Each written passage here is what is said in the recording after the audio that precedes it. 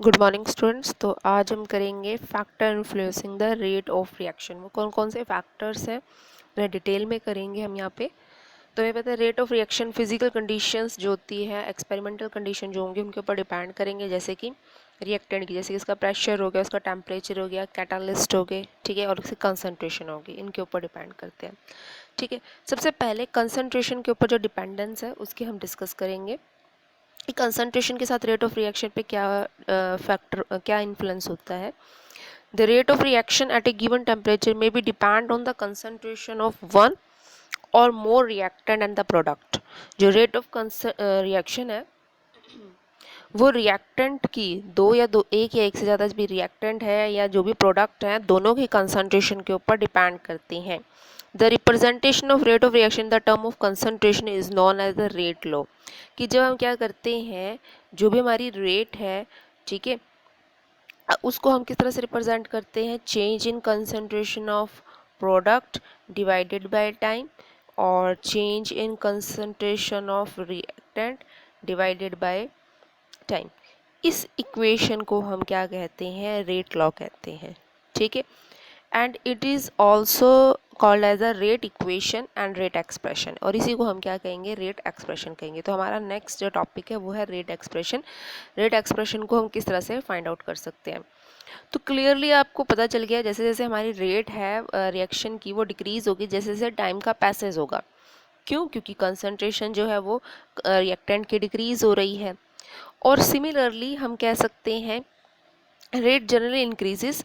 Rate कब increase होगी, जब आपकी कंसंट्रेशन जो रिएक्टेंट की वो इंक्रीज होगी। सो रेट ऑफ रिएक्शन जो है वो डायरेक्टली प्रोपोर्शनल टू है कंसंट्रेशन ऑफ रिएक्टेंट के। ठीक है, तो हम एक जनरल इक्वेशन मान रहे हैं कि ए मोल्स हमारे पास ए किसी भी ए मॉलिक्यूल के हैं, बी मोल्स बी मॉलिक्यूल्स के हैं, ये रिएक्टेंट है, और ये किस में कन्वर्ट हो रहे हैं, सी मोल सी के अंदर and D mole D molecules के अंदर। ठीक है, तो ये हमारे ए बी सी डी आर के हैं stoichiometric coefficients of reactant and product. अब हमें पता है जो रेट है, रेट क्या होगी, directly proportional to concentration of A की पावर एक्स एंड बी की पावर वाई। ठीक है, अब यहाँ पे ध्यान रखना है कि ए की पावर एक्स बी की पावर वाई, जो ये एक्स और वाई है ये इक्वल नहीं होते स्टीरियोमेट्रिक कोफिशिएंट जो ए और बी के बराबर है। ठीक है, ध्यान रखना है ये इसके इक्वल नहीं होते, अलग टर्म्स होती हैं, अभी आपको पता चल जाएगा ये क्या है। सो अबव इक्वेशन को हम कैसे लिख सकते हैं, k इज इक्वल्स टू ए की पावर एक्स बी की पावर वाई। ठीक है, यानी रेट क्या होगी, D R by D T किसके इक्वल होगा, प्रोपोर्शनलिटी का साइन हटाएंगे तो यहाँ कांस्टेंट आएगा k। ठीक है, और इसको हम k को क्या कहते हैं, यहाँ पे रेट कांस्टेंट कहते हैं। ठीक है, ये एक डिफरेंशियल इक्वेशन है, डिफरेंशियल यानी change in concentration with respect to time. ठीक है, तो जो इक्वेशन है आपकी 4.5 which relates the rate of reaction to the concentration of reactant is called the rate law. ठीक है, या लॉ रेट लॉ और रेट एक्सप्रेशन। ये जो रिप्रेजेंटेशन है कंसंट्रेशन की, इस रिप्रेजेंटेशन को हम क्या कहते हैं, रेट लॉ कहते हैं। ठीक है, तो क्या हो गया हमारे पास, रेट लॉ की एक्सप्रेशन क्या होगी, rate law is the expression in which reactant rate is given in term of molar concentration of the reactant। Rate expression वो एक्सप्रेशन है जिसमें हम इन रिएक्शन की रेट किस में देते हैं, in the terms of molar concentration of reactant with each term raise to some power. इनके ऊपर हम क्या करते हैं, किसी ना किसी तरह की कोई पावर राइज करते हैं, which may or may not be equal to stereometric coefficients of reacting species in the balanced chemical equation। balanced chemical equation के अंदर वो हो भी सकते हैं, हमारे कोफिशिएंट्स के अंदर इक्वल भी हो सकते हैं और कोफिशिएंट के इक्वल नहीं भी हो सकते हैं। ठीक है, तो इसको आप समझेंगे हम कैसे, हम एक इक्वेशन कंसिडर करते हैं। ठीक है, to nitrogen monoxide plus oxygen is equals to nitrogen dioxide. We can measure the rate of this reaction as a function of initial concentration, either by keeping the concentration of one reactant constant and changing the concentration of other reactant। ठीक है, हम यहाँ पे क्या मानेंगे, एक ही concentration constant है और एक ही कंसंट्रेशन क्या है, चेंज हो रही है, या फिर हम कह सकते हैं कि दोनों की कंसंट्रेशन क्या हो रही है, चेंज हो रही है। ठीक है, सो इनिशियली इनिशियली हमने यहाँ पे क्या देखा, कंसंट्रेशन जो थी हमारी, इनिशियल कंसंट्रेशन वो थी NO की 0.3 मोल पर लीटर, ऑक्सीजन की थी 0.3 मोल पर लीटर, ठीक है। और जो फॉर्मेशन हुई रेट, मतलब जो हमारे पास नाइट्रोजन डाइऑक्साइड बनी वो कितनी बनी, उसकी इनिशियल रेट ऑफ फॉर्मेशन कितनी थी, 0.0096 मोल पर लीटर, ठीक है। अगर हम कंसंट्रेशन ये लेते हैं तो इसकी कंसंट्रेशन हमारे पास ये आती है, ठीक है। सिमिलरली इनकी 0.6 लेंगे तो ये कितनी आ रही है हमारी, 768 मोल पर लीटर, ठीक है। ये ध्यान रखना, ये आपको पीछे हमने जो एक्सप्रेशन किया था उससे हम इसे कैलकुलेट कर सकते हैं, ठीक है। Rate of formation of the product, हम जैसे पीछे इक्वेशन हमारा जो एग्जांपल था 4.1, सेम वैसे है। तो it obvious after looking the result, अगर हम रिजल्ट को देखें, that when the concentration of NO is double then the oxygen is kept constant, कि अगर कंसंट्रेशन हम क्या कर दे, नाइट्रोजन मोनोऑक्साइड की डबल कर दे और ऑक्सीजन की कांस्टेंट रखें, ठीक है, ये वाला। सो क्या कह रहा है ये, the initial rate increased by the factor 4 times this to this, ठीक है। जो रेट है इनिशियल से वो 4 टाइम्स ज़्यादा होगी, ठीक है। This indicate the rate of reaction is depend on the square of the concentration of N2, तो ये हमें बता रहा है कि जो रेट है रिएक्शन की, इसकी जो भी कंसंट्रेशन है उसकी स्क्वायर के ऊपर डिपेंड करता है।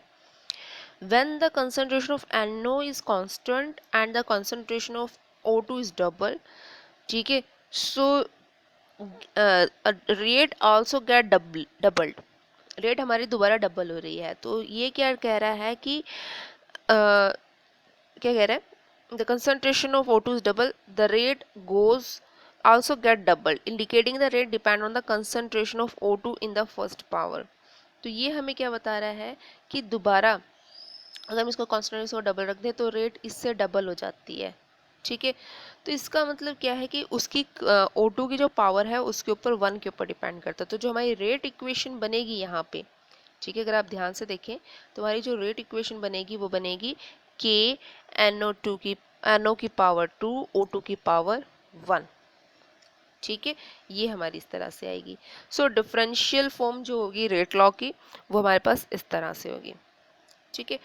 So now we observe that for the reactions the rate equation derived from the experimental data, जो rate है equation इसको experimental data से हम determine कर सकते हैं।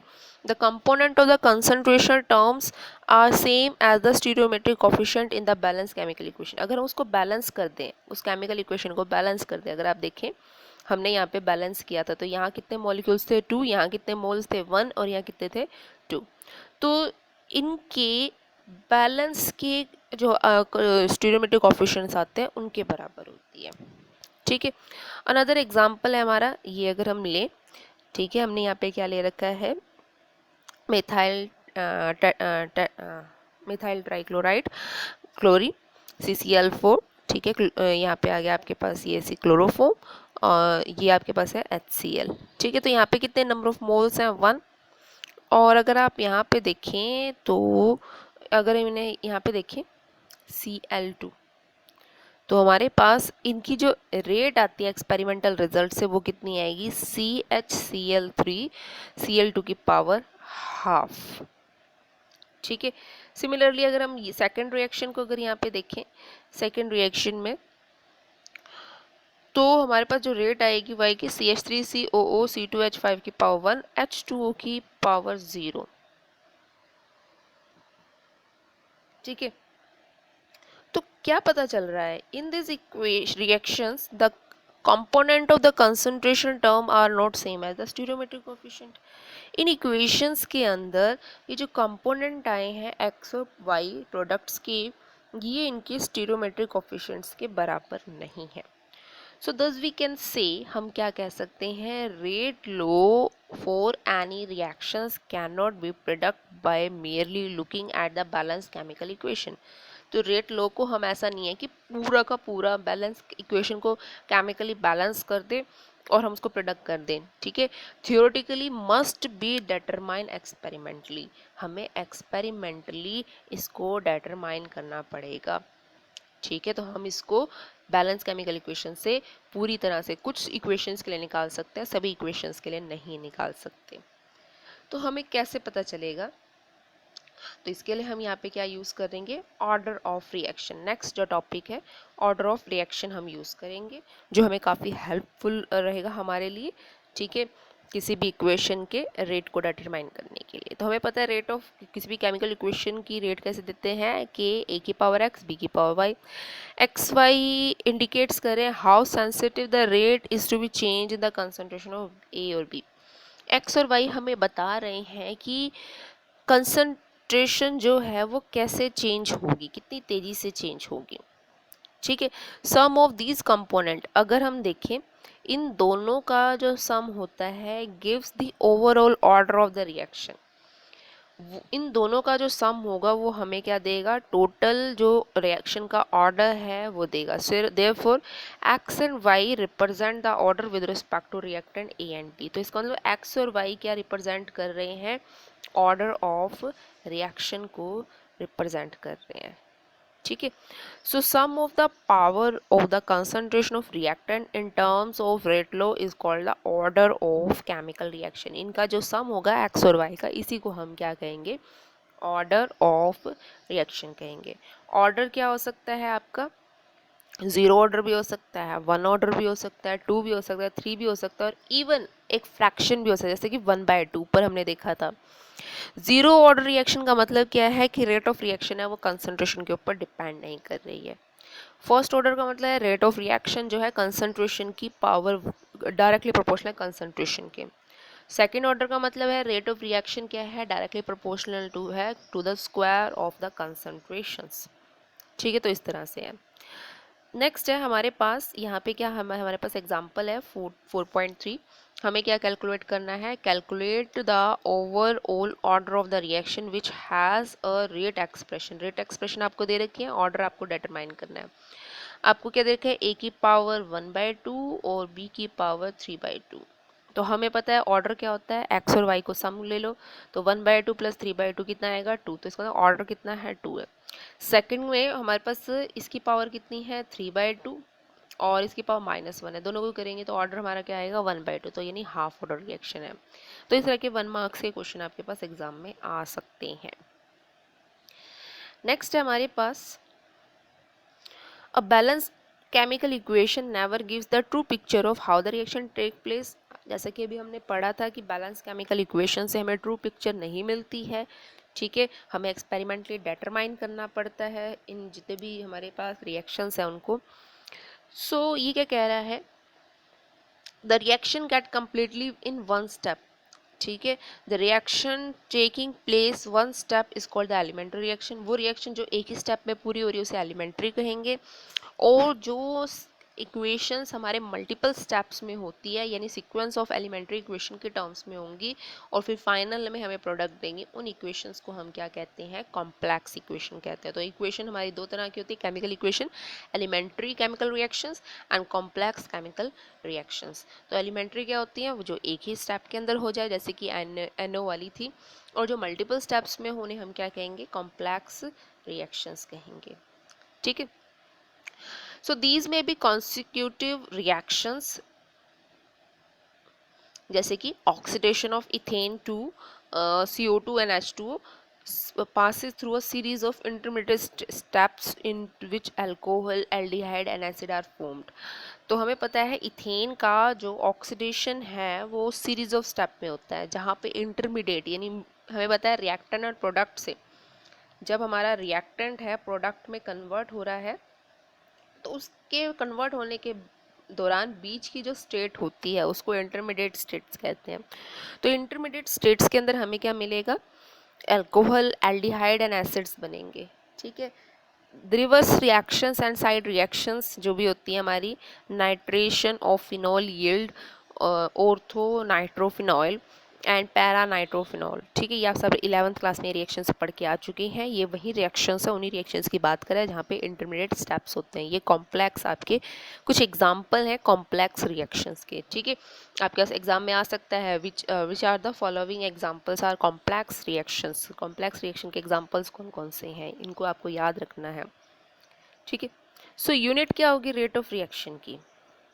ओके, जैसा कि हम जानते हैं कि जनरल इक्वेशन है, तो हम रेट ऐसे दे सकते हैं, ऑर्डर x प्लस वाई की जो भी वैल्यू होगी हमारी ऑर्डर होगी। तो हमें पता है k की वैल्यू जो हमारे पास रेट कांस्टेंट है वो क्या होगा, रेट डिवाइडेड बाय जो भी हमारे पास है कंसंट्रेशन। अब इन दोनों की जो पावर है उसको हमने क्या मान लिया, n मान लिया। ठीक है, अब देखो ध्यान से, ये भी कंसंट्रेशन है, ये भी कंसंट्रेशन है। ठीक है, तो यहाँ पे आएगा कंसंट्रेशन, रेट का मतलब कंसंट्रेशन डिवाइडेड बाय टाइम, और ए और बी का मतलब है कंसंट्रेशन की पावर क्या होगी, एन, क्योंकि दोनों ही कंसंट्रेशन है। ठीक है, तो जो ऐसा यूनिट होगी हमारे पास कंसंट्रेशन की वो मोल पर लीटर होती है, और टाइम की क्या होती है, सेकंड होती है। तो डिफरेंट ऑर्डर ऑफ रिएक्शन की जो वैल्यू है वो डिफरेंट होगी। अगर हमारी रिएक्शन फर्स्ट ऑर्डर है तो एन की वैल्यू जीरो, ऑर्डर है तो एन की वैल्यू हम क्या लेंगे, जीरो। तो उस केस में जो हमारे पास अगर ज़ीरो ऑर्डर है तो यूनिट क्या होगी रेट कांस्टेंट की, सेम। ठीक है, क्या होगी इसकी, मोल पर लीटर पर सेकंड। ठीक है, क्योंकि यहाँ पे किसी की समथिंग की पावर ज़ीरो क्या होती है, उस चीज वो टर्म वन बन जाती है। देयरफॉर इस ये वाली जो चीज़ है ये काम नहीं करेगी। ठीक है, ये यहाँ पे कोई इम्पैक्ट प्रोड्यूस नहीं करेगी, सिर्फ यही होगी। तो यानी रेट की इक्वल ही होगी रेट कांस्टेंट की वैल्यू। अगर इक्वेशन फर्स्ट ऑर्डर है तो इसकी पावर क्या हो जाएगी, इसकी पावर हो जाएगी हमारे पास वन। और यहाँ पे आप कह सकते हो वन होने का मतलब है मोल पर लीटर से मोल पर लीटर कैंसिल, सेकंड पर सेकंड आ जाएगी। ठीक है, अगर आपकी सेकंड ऑर्डर है तो यहाँ पे क्या होगा, पावर टू होगी तो एक कैंसिल होगी, तो ये आएगा पर मोल। ठीक है, और लीटर की पावर वन और पर सेकंड। तो इस तरह से हमारे पास क्या हो जाएगी, यूनिट्स अलग अलग हो सकती है। ये एग्जाम में आएंगे आपके पास, 1 मार्क से क्वेश्चन के अंदर आ सकते हैं। ठीक है, नेक्स्ट है एग्जाम्पल है 4.4। क्या कह रहा है हमें, identify the reaction order in which the rate reaction constant.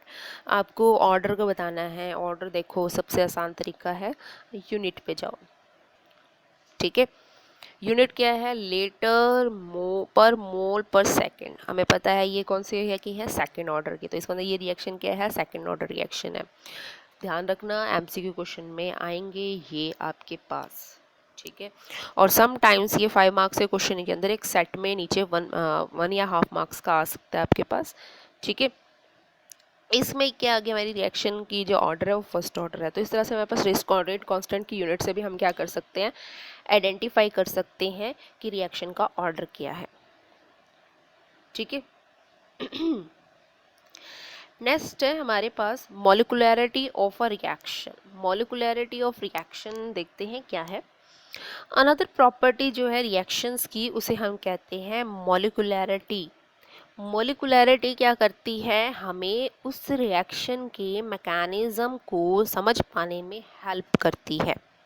ठीक है, सो क्या कह रहा है ये, the number of reacting species, जो भी स्पीसीज रिएक्ट हो रही है वो चाहे एटम हो सकता है, वो चाहे आयन हो सकता है, चाहे मॉलिक्यूल्स होता है, taking part in elementary reaction. Elementary reaction यानी एक स्टेप में जो भी रिएक्शन हो रही है, which must be collide simultaneously in order to bring about the chemical reaction.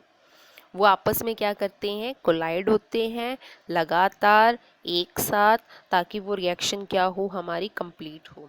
और इसी को हम क्या कहते हैं, मॉलिकुलैरिटी ऑफ द रिएक्शन कहते हैं। ठीक है, रिएक्शन कैसी हो सकती है, रिएक्शन कैन बी यूनिमॉलिकुलर। ठीक है, अगर एक ही रिएक्टिंग स्पीसीज है, जैसे कि डिकम्पोजिशन ऑफ अमोनियम नाइट्राइड, तो ये क्या है, हमारा यूनिमॉलिकुलर है। ठीक है, तो देखो यहाँ पे अमोनियम नाइट्राइड है हमारे पास, ये क्या करेगा, नाइट्रोजन और वाटर हमें रिमूव करेगा।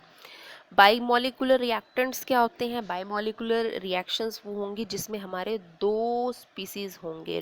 ठीक है, जैसे कि dissociation of hydrogen iodide.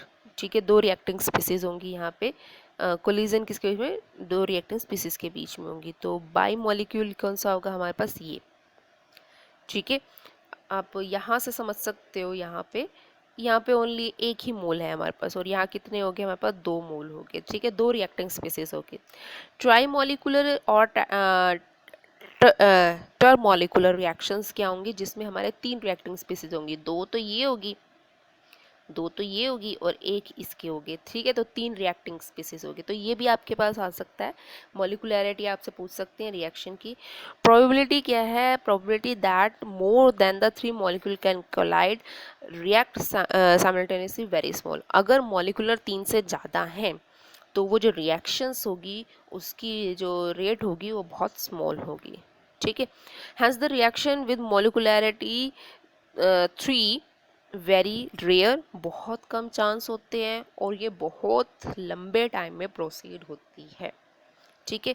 It is therefore evident that the complex reaction involve more than 3 molecules in the stereometric equation must be taken in more than one step।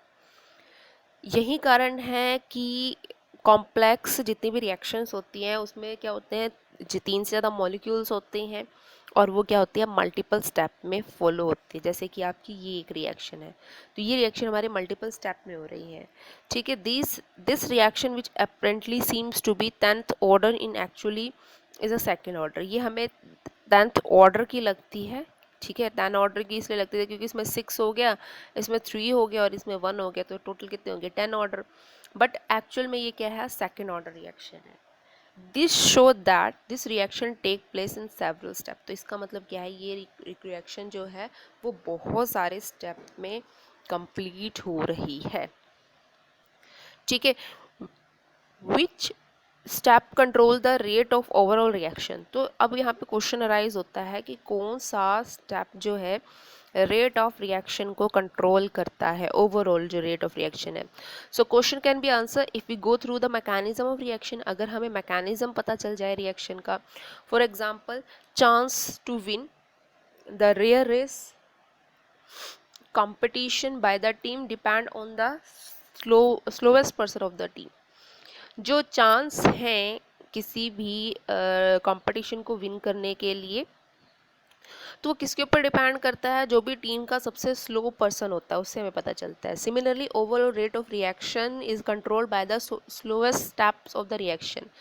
तो हम क्या करेंगे, रेट ऑफ रिएक्शन को कैसे control करते हैं, हम कैसे पता लगाएंगे इसको, जो सबसे स्लोवेस्ट स्टेप है, सबसे धीमे से हो रहा है जो स्टेप रिएक्शन का, ठीक है, और उसी को हम क्या कहेंगे, रेट डिटरमाइनिंग स्टेप कहेंगे, ठीक है।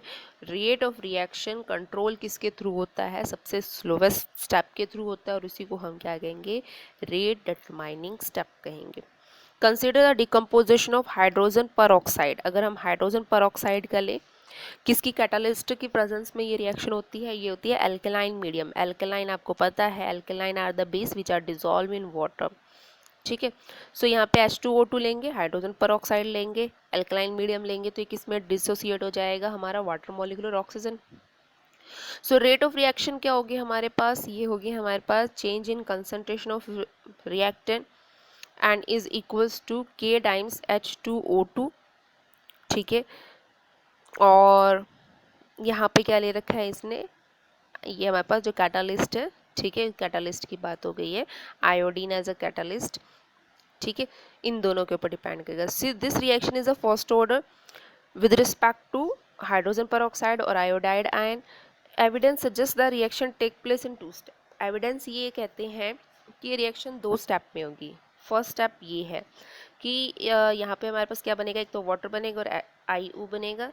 सेकंड क्या कह रहा है, दोबारा रिएक्शन होगी, हमें क्या मिलेगा, H2O और हाइड्रोजन गैस मिलेगी, ऑक्सीजन गैस मिलेगी और आयोडीन मिलेगी। तो both steps are bimolecular elementary reactions.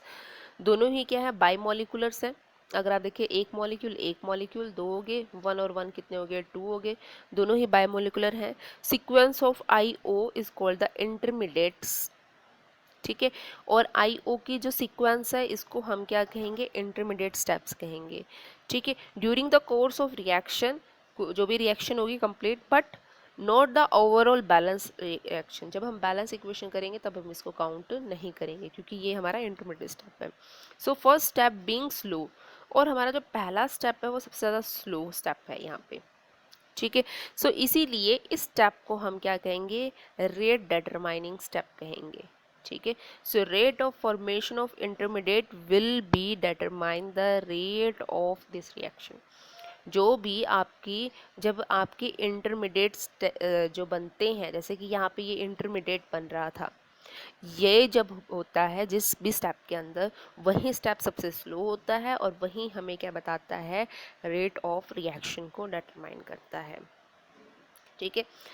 दस from the discussion till now we conclude the following, ठीक है। हमें क्या क्या कंक्लूजन मिले, ऑर्डर ऑफ रिएक्शन हम एक्सपेरिमेंटल क्वांटिटी है जिसे हम थियोरेटिकली कैलकुलेट नहीं कर सकते, ठीक है। It can be zero and fraction but molecularity can not be zero और इंटीजर। ध्यान रखना, मोलिकुलैरिटी जो है वो ज़ीरो नहीं होती और वो कोई इंटीजर यानी कि माइनस नहीं होगी, ओनली अ पॉजिटिव क्वांटिटी होगी, ठीक है, और फ्रैक्शन में भी नहीं होगी। दूसरा पॉइंट हमें क्या पता चला, order is applicable to elementary as well as complex reaction. Order जो है वो दोनों के अंदर कंपल्सरी होता है, आप दोनों के अंदर लगा सकते हैं आप, चाहे वो एलिमेंट्री हो चाहे वो कॉम्प्लेक्स रिएक्शन हो। Whereas the molecularity is applicable for only elementary reaction. Molecularity जो है हम क्या कर सकते हैं, एलिमेंट्री रिएक्शन के ऊपर लगा सकते हैं कि ये रिएक्शन बाईमोलिकुलर है, यूनिमोलिकुलर है, ट्राईमोलिकुलर है, लेकिन कॉम्प्लेक्स रिएक्शन के लिए मोलिकुलैरिटी का कोई मीनिंग नहीं होता। जैसे कि अभी हमने ऊपर देखा था, वो मोलिकुलैरिटी 10th ऑर्डर की बता रहा था, बट एक्चुअली में वो क्या थी, सेकेंड ऑर्डर की रिएक्शन थी। तो इसीलिए कॉम्प्लेक्स रिएक्शन के ऊपर मोलिकुलैरिटी का इम्पैक्ट नहीं होता, ये हमें पता चल गया। तीसरा जो पॉइंट हमें पता चला है वो है, for the reaction complex reaction order given by the slowest step. अगर हमारी कोई भी कॉम्प्लेक्स रिएक्शन यानी सेवरल स्टेप्स के अंदर हो रही है तो ऑर्डर को हम किससे देंगे, सबसे स्लोवेस्ट स्टेप से देंगे। And the molecularity of the slowest step is same as the order of overall reaction. और उस स्टेप की जो भी मोलिकुलैरिटी होगी वो किसके बराबर होगी, ऑर्डर के इक्वल होगी। तो ये हमारे 3 पॉइंट्स जो हमें यहाँ पे पता चले हैं, सबसे इंपॉर्टेंट पॉइंट ये है, ठीक है।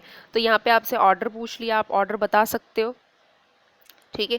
ऑर्डर कितना आएगा, 1/2 + 2। यहाँ से आप ऑर्डर निकाल सकते हो इस क्वेश्चन का। उसके बाद जो नेक्स्ट क्वेश्चन है ये हम बाद में करेंगे, हम जब सब न्यूमेरिकल्स को इकट्ठा करेंगे, ठीक है। तो आज हम इतना ही करेंगे, बाकी हम नेक्स्ट लेक्चर में करेंगे, ठीक है।